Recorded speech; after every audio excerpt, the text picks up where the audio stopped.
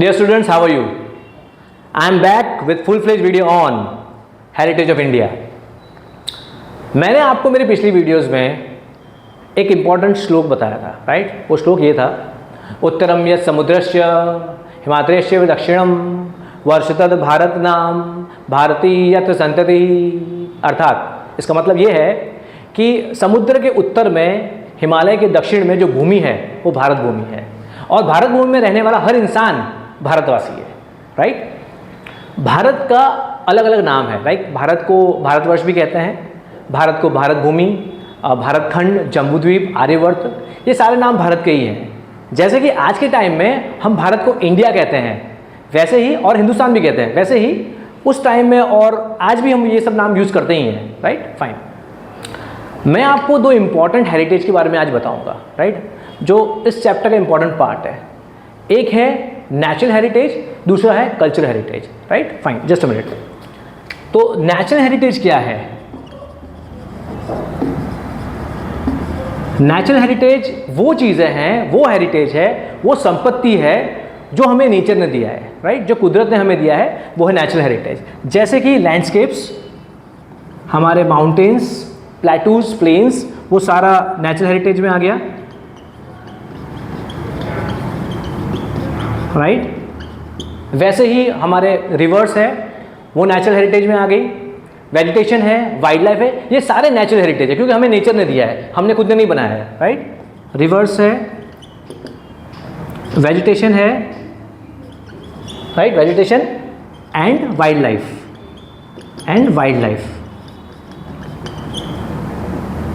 Okay, fine. तो ये सारी चीज़, landscapes means mountains, plateaus, plains, rivers, vegetation, wildlife, ये सारा नेचुरल हेरिटेज है, फाइन। अब हम समझते हैं एक एक करके, fine. Now natural heritage, first point हम लेते हैं landscapes. Mountains are very important for us. हमें अगर मैं बात करूँ हिमालय की, तो हिमालय हमारे लिए बहुत इंपॉर्टेंट माउंटेन है।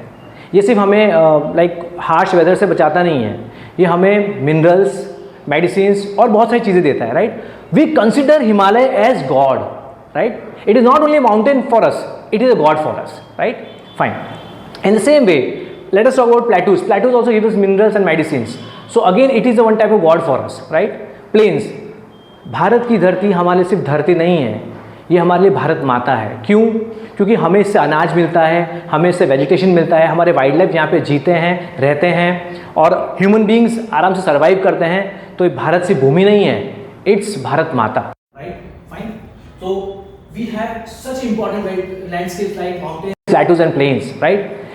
इनके बिना हमारा जीवन असंभव है। Life is not possible without all these important landscapes, right? Now let us talk about rivers. Fine. River, ऐसा कहा जाता है कि जल ही जीवन है, right? Water is life. Without water we can't survive, we can't exist, right? हमारे यहाँ पे बहुत important rivers हैं, जैसे कि गंगा है, यमुना है, ब्रह्मपुत्र है, सतलज है, right? और भी बहुत सारी नदियां हैं जैसे Godavari, Krishna, Kaveri, etcetera, right? River is not just a source of water for us, sorry, we consider river as माता, राइट? हम नदी को नदी नहीं कहते, हम कहते हैं गंगा मैया, यमुना मैया, राइट? नर्मदा माता, right? So we always give importance to our natural heritage, whether it's mountains, plateaus, plains, rivers और वेजिटेशन और वाइल्ड लाइफ, राइट? क्यों? क्योंकि उनके बिना हमारा जीवन संभव नहीं है। We know the importance of reverse.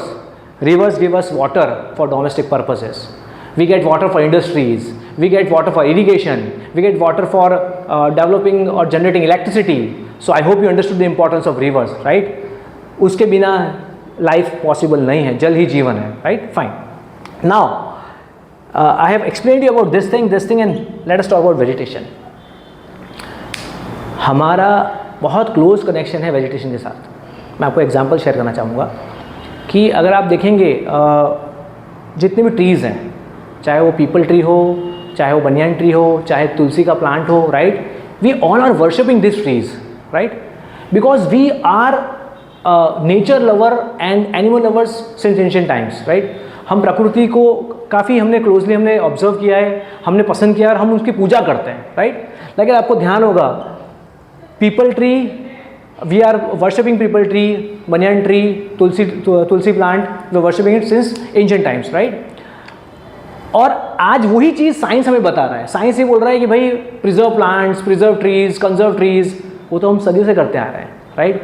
Because we are respecting trees, animals, wildlife as god and goddesses, right? In the same way, let me explain about wildlife. India has lot many wildlife, you know, wild animals, wildlife like lion, tiger, deer, bear, crocodile, etc. अगर आप ध्यान से देखोगे तो ये सारे wildlife किसी ना किसी देवी देवता के वाहन हैं.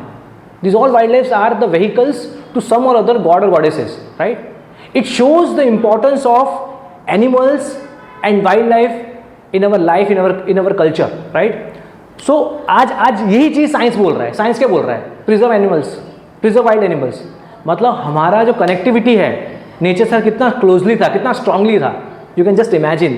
तो हमारा जो विजन था या हमारा जो आई कैन से एंसेस्टर्स का जो हमें एक मैसेज था कि preserve nature, preserve wild life, preserve vegetation, preserve reverse, वो आज साइंस भी हमें यही चीज़ बता रहा है, right.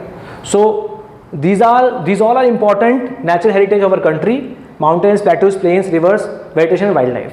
Let me give you some example. मैं आपको कुछ एग्जाम्पल देना चाहूँगा नेचुरल वेजिटेशन का. अगर आप ध्यान से देखोगे, हम इन सब की पूजा तो करते ही हैं, राइट, जो मैंने आपको बता दिया, चाहे वो वाइल्ड लाइफ हो, एनिमल्स हो, राइट, चाहे वो वेजिटेशन हो, प्लांट्स हो, चाहे वो रिवर्स हो, चाहे माउंटेन्स हो, प्लेन्स हो, प्लेटोस हो. हमारे लाइफ में भी वो जुड़ा हुआ है, वो मैं एग्जाम्पल लेकर समझाता हूँ. अगर आप देखोगे हमारी करेंसी, तो हमारे करेंसी में 4 लायंस हैं, एक बुल, एक हॉर्स, एक एलिफेंट है. It shows the connectivity of India with the nature, with the natural heritage, right.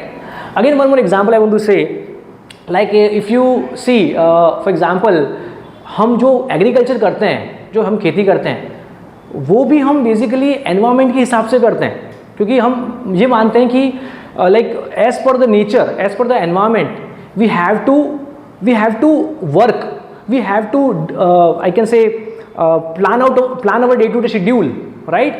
जैसे कि अगर बारिश ज़्यादा है तो हम खरीफ क्रॉप उगाते हैं, right, because we respect nature. हम नेचर के अगेंस्ट में नहीं जाते, ये हमारा नेचुरल हेरिटेज है, हमें उसको प्रिजर्व करना है, उसके हिसाब से चलना है, उसको कंजर्व करना है, राइट. बारिश कम है तो हम रैबी क्रॉप्स उगाते हैं, बारिश ज़्यादा है तो हम खरीफ क्रॉप उगाते हैं, बारिश बिल्कुल नहीं है, वी ग्रो जायद crops. We are moving as per the nature, क्योंकि हम मानते हैं नेचर हमारे भगवान है, हम उनके भगवान नहीं है. Sorry, we are not god of nature, nature is our god, right. We believe that, this is our culture. Fine, okay. Now one more important example of natural heritage is, आपने अगर देखा हो ध्यान से, जितने भी रागाज हैं, क्लासिकल म्यूजिक रागाज आते हैं, राग भैरवी, राग मल्हार, है ना, और बहुत सारे रागाज हैं. सारे ragas they are as per the day, as per the duration of the day. Morning time का राग अलग है, दोपहर का राग अलग है, शाम का राग अलग है, रात का राग अलग है, right. So it again shows the connectivity of India और Bharat with the nature and natural heritage, right. Fine. Now there are many other examples also. Fine. जैसे कि अगर मैं आपको एक और बात बोलूँ, जैसे कि आज की तारीख में लोग एलोपैथी मेडिसिन यूज़ करते हैं ना, medicine made up of chemicals, right. हम वो पहले नहीं करते थे. हम क्या यूज़ करते थे? Ayurvedic medicine. Again it's a part of nature, right. What we were doing yoga. आपको पता है योगा क्या है? योगा बेसिकली जो एनिमल्स हैं उनकी जो जेस्चर पोस्चर्स है उनसे एडप्ट किए हुए एक्सरसाइज है. Can you what I am saying? जो एनिमल्स का जेस्चर पोस्चर होता है, उसका उठने का बैठने का स्टाइल होता है, उससे कई एनिमल्स से हमने एडॉप्ट किया है, अपने एक्सरसाइज के फॉर्म में उसको कन्वर्ट किया है. दैट इज योगासन. योगासन इज नॉट कि हमने कुछ भी बना दिया, हमने कुदरत से पिकअप किया है, हमने नेचर से पिकअप किया है, right. Fine. So again Unani, nature cure, these all are the examples of nature, right. It shows how we were connected with nature, we respect nature, we love nature and we respect vegetation, wildlife, everything, right. And now the important point, ये सारा natural heritage हमारी धरोहर है, हमारी संपत्ति है. You know, it's our I can say it's our asset. So we have to preserve it, we have to conserve it. In fact हमारे संविधान में भी लिखा हुआ है आर्टिकल 51A, वो ये कहता है कि हमें हमारा नेचुरल हेरिटेज संभालना चाहिए, कंजर्व करना चाहिए, उसकी रक्षा करनी चाहिए, right. I hope you understood what is natural heritage. These all are the natural heritage of India, whether it's mountains, plains, plateaus, rivers, vegetation, wildlife, etc. And we have to love it, we have to conserve it, and we have to treat, and we are treating them as god and goddesses, because ये नहीं है तो हम नहीं है, right? I hope you understood. Fine. Now let us come to the next point, that is cultural heritage. Cultural heritage क्या है? Let us see that, right? Now cultural heritage ये होता है, ये वो चीज़ें जो हमारे एंसेस्टर ने बनाई थी हमारे लिए, राइट. जैसे कि अगर मैं बात करूं कि हम कैसे रहते थे, क्या खाते थे, हमारा लाइफस्टाइल कैसा था, हमारी विचारधारा कैसी थी, हमारी परंपराएं कैसी थी, राइट. हमारा लाइक रहने का तरीका कैसा था, हम बात किस लैंग्वेज में करते थे, राइट. ये सारी चीज़ें हमारे एंसेस्टर्स ने डेवलप की है, right. This is cultural heritage, understood. Like I would like to give example, जैसे हमारे पैलेसेस हैं, फोर्ट्स हैं, टेम्पल्स हैं, विहारास हैं, चैत्य हैं, केव्स हैं. These all are the examples of culture heritage. ये सारा हमारा कल्चर हेरिटेज का एग्जांपल है जो हमारे एंसेस्टर ने हमें दिया है, बनाया था. So I can say it's a man made, it's a man made thing, it's a man made. Culture heritage man made है, ये कोई नेचुरल नहीं है, right. Fine. Now I would like to give certain important point related to culture heritage. आपको ध्यान होगा, आपने शायद देखा होगा lion और bull on an inverted lotus, right? It's an example of culture heritage. Again, you might have seen the statue of Gautam Buddha, example of culture heritage. Statue of Jain Tirthankars, example of culture heritage. You might have seen Ajanta and Ellora caves, example of culture heritage. ऐसे बहुत सारे culture heritage हैं हमारे देश में. You can see lot many forts and palaces in Rajasthan, Madhya Pradesh, Maharashtra, Gujarat and many parts of the Uttar Pradesh, south India. You can see lot many culture heritage of India, right. Now in this chapter, but see it's a very wide subject, बहुत बड़ा subject है. इतना बड़ा देश, इतने सारे culture heritage हम एक चैप्टर में कवर नहीं कर पाएंगे, राइट. इस चैप्टर में हम स्पेशली फोकस किस पे करेंगे? Will cover the culture heritage of Gujarat, right. Fine. Now Gujarat have some mind blowing, some excellent examples of culture heritage. Like I would like to say, like Rani ki Vav of Patan, Sahastralinga lake of Patan, sun temple Modhera, right. In the same way Lothal is there, right. Dholavira in Kutch, right. And many more places are there of culture heritage of Gujarat, right. Fine. Now some important, some very famous temples are there. Some very famous temples are there in Gujarat. Again, that shows that I can say that are the very good examples of cultural heritage of Gujarat. Like Temple of Thakur, Ambaji Temple of Ambaji, right? Then Somnath Temple of Somnath, right? Shamlaji Temple of Aravali. These are very good examples of cultural heritage and religious places of Gujarat, right? Next point. I think you might have heard about various fairs. नहीं सुना तो मैं बताता हूँ. गिरनार में एक बहुत famous fair होता है, उसको कहते हैं Bhavnath Mahadev fair. That is again a part of our culture heritage. Then in Ahwa Dang, one fair is happening, that is Dang Darbar Fair, part of culture heritage, right? In the Somnath, one fair is happening in Kartik Poonam, that is called as Kartik Poonam Fair, and that is part of culture heritage. Likewise, many fairs are there which are happening in Gujarat, right? So these are all are the part of our culture heritage. ये सारे हमारे culture के part हैं, right? Fine. Now some more important point I want to discuss with you. ये सारा जो हमारा cultural natural heritage है, इसको प्रिजर्व करना हमारी जवाबदारी है. संविधान में भी लिखा हुआ है. नाउ आपको पता है कि फॉरेनर हर साल इंडिया क्यों आते हैं? वो इसलिए इंडिया नहीं आते, इंडिया सस्ता कंट्री है, सॉरी. वो इसलिए इंडिया आते हैं because they are able to see, they can see 5,000 10,000 year old civilisation. 5,000 10 साल पुराना सिविलाइजेशन देखने के लिए वो इंडिया आते हैं. Whether it's natural heritage whether it's a culture heritage, वो ये दोनों चीज़ देखने के लिए आते हैं और हर साल आते हैं in winter, in monsoon, they are coming to India to see 5,000, 10,000 years old civilization, right? So I hope you understood what is the importance of a civilization. इतना पुराना civilization किसी और country का नहीं है world में, right? So it is our moral duty, it is our fundamental duty to preserve it, to conserve it. I hope you understood. Fine, thank you. Now, before I conclude, I want to explain, I want to discuss about certain races, certain tribes, which are of India and which are settled in India. ठीक है, like 2-3 important tribes are there. जो सबसे ancient tribes हैं India की वो थी Dravidians, Aryans, ये दोनों ancient tribes हैं.